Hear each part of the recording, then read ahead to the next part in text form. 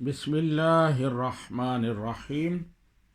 احباب، آج جو حدیث مبارکہ آپ کے سامنے پیش کر رہا ہوں، اس کا عنوان ہے ایمان کی مٹھاس، ایمان کی حلاوت۔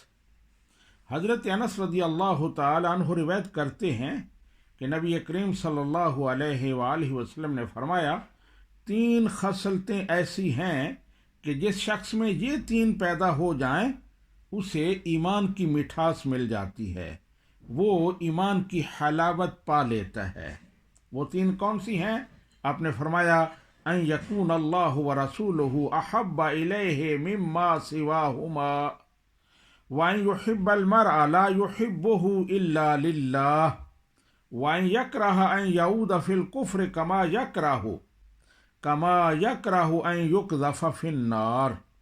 پہلی یہ کہ اللہ اور اس کا رسول اس کے نزدیک ہر چیز سے محبوب ہو جائیں، ہر چیز سے زیادہ پیارے ہو جائیں۔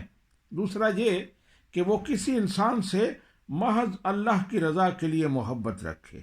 تیسرا یہ کہ وہ کفر میں واپس لوٹنے کو ایسا برا جانے جیسا کہ وہ آگ میں ڈالے جانے کو برا سمجھتا ہے۔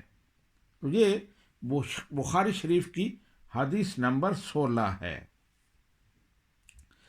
جس شخص کے دل میں اللہ تعالیٰ اور اس کے رسول کی محبت فی الحقیقت بیٹھ جائے، وہ کفر کو کسی حالت میں برداشت نہیں کرتا، لیکن اس محبت کا اظہار محض اقرار سے نہیں بلکہ اطاعت و فرما برداری سے ہوتا ہے، مجاہدہ نفس سے ہوتا ہے، اور ایسا ہی آدمی اسلام کی راہ میں مصیبتیں جھیل سکتا ہے اور خوش رہ سکتا ہے۔